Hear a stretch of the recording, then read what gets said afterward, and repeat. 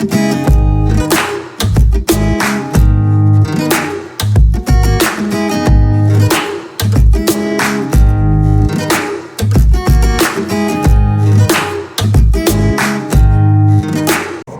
kenalin, gue Cecil. Di video hari ini, di vlog kali ini dong, astaga, gue gak punya vlog lain gitu kan, vlog kali ini loh. Jadi di vlog ini, gue sama dua orang teman gue, Cynthia sama Kezia, kita bertiga bakalan bikin quarantine vlog. Quarantine vlog kita itu terinspirasinya dari The Daily Dani itu adalah channel YouTube kakak angkatan gue di Atma. Nanti ya pokoknya gue bakalan taruh lah mungkin channelnya di bawah sini, semoga aja gue taruh memungkinkan lah. Terus di vlog hari ini gue bakal kasih tau ke kalian kegiatan apa aja yang kita bertiga lakukan selama karantin. Terus juga kita bakalan ngapain setelah karantin nanti, kita bakal kasih tau ke kalian juga. Apakah kita bakalan tetap stay di rumah sama keluarga kita, apakah kita bakalan rebah-rebahan, mager-mageran, segala macam, atau kita bakalan keluar rumah untuk cari udara segar, untuk pergi ke mall, yes, belanja guys, atau mungkin untuk ketemu teman, pacar, dan sahabat. Itu kita juga bakal kasih tau nih ke kalian, kayak orang-orang di luar sana itu mereka tuh bakalan tetap stay di rumah untuk kayak family time atau apapun itu, atau mereka bakalan keluar rumah juga untuk nyari udara segar, untuk pergi ke mall dan lain-lainnya. Jadi semoga videonya bermanfaat, semoga menarik buat kalian, semoga layak untuk ditonton ya videonya. Terus juga ya semoga menarik lah videonya, karena kalau enggak gue nggak tahu lagi harus gimana, kayak gitulah. Langsung aja kita ke videonya.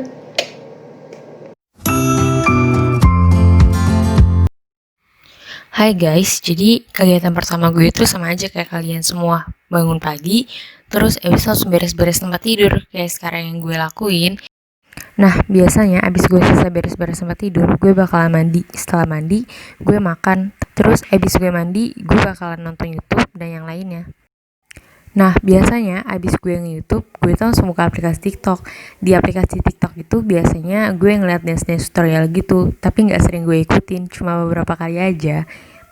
Setelah main TikTok, biasanya gue itu main bareng sama sepupu-sepupu gue.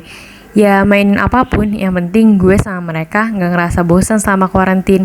Contohnya kayak sekarang ini. Jadi setelah aktivitas harian, gue biasanya ngerasa capek banget, dan gue milih untuk rebahan. Sambil rebahan, gue biasanya sambil buka IG. Setelah gue ngerasa puas rebahan dan rasa capek gue hilang, biasanya gue langsung mutusin untuk makan malam. Ya biasanya makan malam gue kayak gini, ditemani sama sepupu gue. Jadi setelah makan malam, biasanya gue itu milih untuk nonton TV. Kenapa?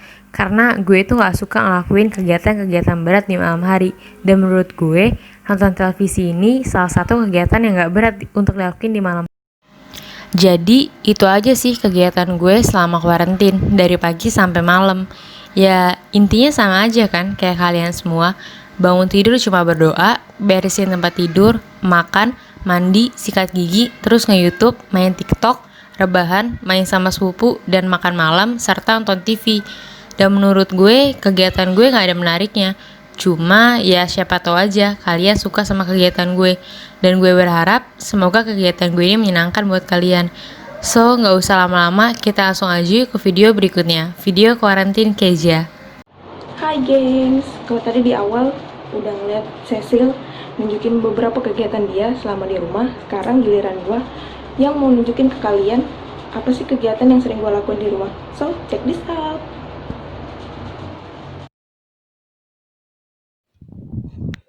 Nah, kegiatan pertama gue yang sering gue lakuin, berhubung ini lagi UAS, sekalian deh gue belajar dan ngerjain tugas-tugas yang udah dikasih.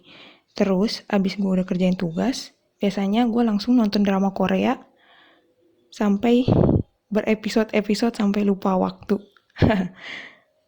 Dan yang terakhir yang sering gue lakuin itu main HP, buka Instagram, dengerin lagu, rebahan, gitu-gitu aja, terus berulang. Jadi guys, itu dia tadi kegiatan Kezia selama karantin. So, mendingan sekarang kita lanjut ke video karantin terakhir dari teman kita, yaitu Cynthia. Hai guys, nama aku Cynthia and welcome to my one fine day in quarantine vlog. Jadi hari ini aku mau cerita sedikit tentang kegiatan yang aku lakuin selama self-quarantine ini ngapain aja. Walaupun sebenarnya kegiatan aku setiap hari kurang lebih sama, gak beda jauh dari ikut online class, bikin tugas, nonton, makan, tidur, ngobrol sama keluarga, atau mungkin baca novel doang. Apalagi kan karena quarantine ini free time aku makin banyak, dan saking banyaknya free time aku sendiri suka bingung mau ngapain aja. Bahkan kadang kerjaan aku seharian itu cuma nonton doang. Oke guys, jadi hari ini aku juga kegiatannya nggak banyak. Ya kayak kemarin-kemarin lah gitu, aku rada gabut juga di rumah. Tapi tadi pagi aku sempat bikin tugas, abis itu aku baca novelnya Lexisu, judulnya Buku Harian Pangeran Kegelapan. Ini novel misteri gitu, dan aku suka banget novelnya. Mungkin kalian kalau ada yang hobi baca novel, boleh coba baca novelnya. Soalnya menurut aku novelnya Lexisu tuh terutama yang misteri itu seru-seru banget. Apalagi ceritanya nggak ketebak, kayak pasti ada aja deh plot twistnya. Pokoknya intinya itu seru banget dan kalian mesti coba baca. Dan sekarang di sini aku ada siapin karton sama HPS, sama ada spidol-spidol warna, karena aku mau coba bikin DIY pop-up birthday card. Jadi ini aku bikin buat ponakan aku karena dia habis ulang tahun dan aku lupa beli birthday card dan aku nggak tahu mau beli di mana. Jadi kemarin aku cari di internet cara bikin pop-up birthday card yang lucu, simple, tapi gampang banget buat dibuat. Jadi sekarang aku mau coba bikin birthday cardnya.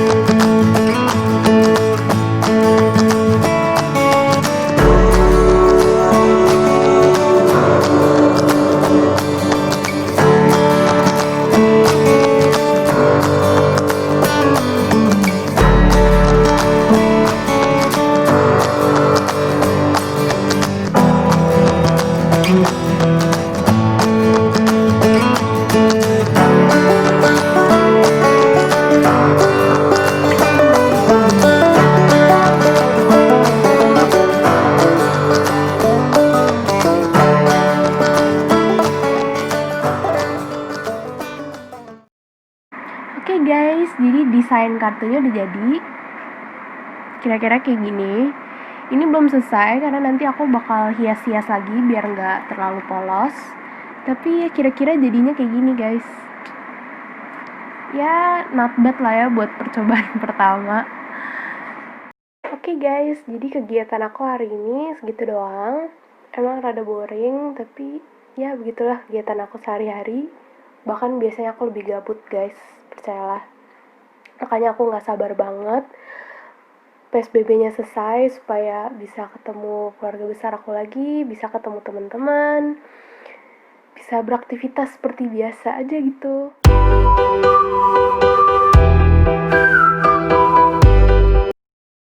Jujur aja aku rada penasaran nanti kalau PSBB udah benar-benar selesai bakal gimana. Kayak pasti akan ada aja orang yang begitu selesai PSBB-nya langsung jalan-jalan sama temen-temennya, kayak belanja, apalagi mall udah buka kan, udah mulai buka. Pasti ada aja lah yang mungkin ke mall setiap hari jadinya karena terlalu lama quarantine, who knows. Atau mungkin bakal ada yang lebih jaga jarak gitu sama temen-temennya atau gimana. Dan aku yakin kalau aku itu bakal jadi tipe yang rada jaga jarak sama orang-orang di sekitar karena aku sendiri rada parnoan ya, kayak takut aja gitu kejadian apa-apa, jadi aku pasti bakal jadi orang yang jaga jarak lah gitu sama lingkungan sekitar. Nanti pas sudah bisa beraktivitas seperti biasa pasti aku bakal bawa hand sanitizer kemana-mana, atau mungkin bahkan bawa sabun cuci tangan sendiri, gak tau lah, pokoknya ya begitulah. Ya menurut aku sih gitu guys, kayak pasti ada aja perubahan perilaku di warga-warganya gitu, kayak orang-orang yang tipenya ekstrovert gitu, mungkin karena udah terlalu lama di rumah, udah bosan, mereka jadi lebih sering beraktivitas di luar rumah gitu, jalan-jalan lah atau nongkrong gitu sama temen-temennya. Ya gitulah pokoknya. Kayak contohnya temen aku ada yang ekstrovert dan dia tuh bahkan PSBB-nya belum selesai dan dia udah bikin planning dia mau ngapain aja begitu selesai, dan itu kebanyakan aktivitasnya di luar rumah. Dia juga ngajak aku jalan-jalan, tapi ya aku sendiri juga nggak yakin mau jalan-jalan karena kondisinya masih belum oke lah gitu. Ya gitulah pokoknya. Terus kalau yang introvert mungkin kayak yang tadi aku bilang, dia bakal lebih jaga jarak walaupun tetap beraktivitas. Terus aku juga mikir kayak pasti ada juga yang lebih jaga kebersihan dibanding sebelumnya, kayak bawa hand sanitizer kemana-mana, bawa tisu basah disinfektan, bawa helm sendiri, terus bawa masker cadangan gitu kalau hilang atau gimana. Atau mungkin kalau lagi di tempat umum gitu, ada yang biasa aja gitu buka pintu ya udah biasa gitu, buka pintu biasa. Atau mungkin ada yang dia nggak mau pegang gagang pintunya, jadi dia bukanya pakai siku atau pakai alat lah apapun itu. Terus contoh lain misalnya lagi di restoran gitu, mungkin bakal ada yang minta tolong staffnya untuk dibersihin lagi mejanya, atau mungkin dia lap sendiri pakai tisu basah disinfektan. Atau mungkin ada juga yang ya udahlah gitu biarin aja. Ya pokoknya gitulah macam-macam. Tapi apapun yang terjadi, semoga kita semua tetap sehat terus guys. Ya jadi video aku sampai sini. Stay safe terus ya guys. Bye.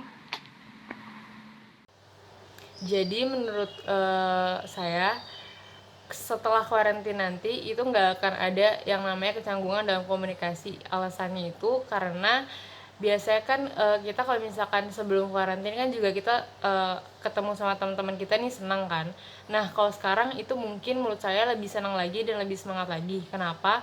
Karena mereka itu bisa nyeritain ke teman-teman mereka kayak mereka tuh karantin di rumah ngapain aja. Jadi menurut saya nggak akan ada kecanggungan, kecuali mereka yang memang pada dasarnya itu introvert, itu mungkin mereka akan lebih parah lagi dan lebih susah lagi untuk memulai komunikasi sama yang lainnya, karena orang introvert itu kan emang dia pendiam dan dia lebih suka menyendiri. Jadi dengan ada karantina ini ya dia lebih makin lebih parah gitu, dan lebih makin suka menyendiri, dan gak mungkin rasa untuk bersosialisasinya itu makin kurang. Jadi menurut saya pribadi, setelah karantina ini saya mutusin untuk keluar rumah karena menurut saya udah bosan banget di rumah, udah bener-bener sebosan itu, udah nggak tahu lagi harus ngapain selain nonton dan tidur, terus latihan musik segala macamnya. Jadi saya mutusin untuk keluar rumah untuk refreshing, untuk jalan-jalan sama teman-teman saya yang benar-benar udah lama banget nggak saya temuin. Dan saya akan keluar rumah juga dengan protokol-protokol kesehatan yang ada. Jadi tetap memperhatikan protokol kesehatan yang ada, kayak pakai masker, bawa sanitizer, dan tetap jaga jarak aman. Jadi saya mutusin untuk keluar rumah.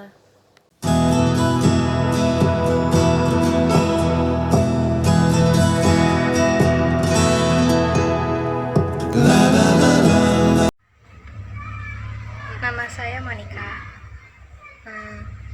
Saya lebih milih untuk stay at home karena kalau saya stay at home, saya bisa memutus rantai penyebaran COVID-19. Sekian. Nama saya Agustina Jawakoban, panggilan Tina. Saya lebih memilih untuk stay home karena demi keamanan diri saya sendiri, kesehatan, dan juga untuk melindungi keluarga saya dari pandemi yang sedang merebak saat ini. Hai, kenalin nama saya Dita. Saya di sini mau ngejawab beberapa pertanyaan yang udah dikasih buat saya. Jawaban pertanyaan saya yang pertama yaitu, kalau menurut saya pribadi ya, saya bakal tetap ada di rumah aja. Terkecuali nih kalau ada kepentingan-kepentingan yang benar-benar mendesak harus keluar rumah, itu baru saya bakal keluar rumah.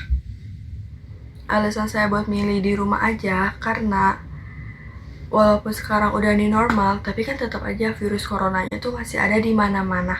Dan lebih baik tuh kita di rumah karena selain memutuskan rantai virus corona, kita juga bisa menghemat uang karena tidak jajan sembarangan atau tidak jajan yang aneh-aneh lah. Tapi beda lagi kalau sayanya ada keperluan mendadak. Contohnya, misal ya, tapi jangan sampai sih kalau yang ini, salah satu keluarga saya ada meninggal dan saya harus keluar rumah, terus ada yang sakit juga, terus mungkin belanja bulanan jadi harus keluar rumah. Dan walaupun saya keluar rumah, saya bakal tetap mematuhi protokol-protokol yang diberikan pemerintah kepada masyarakat. Sekian dari saya.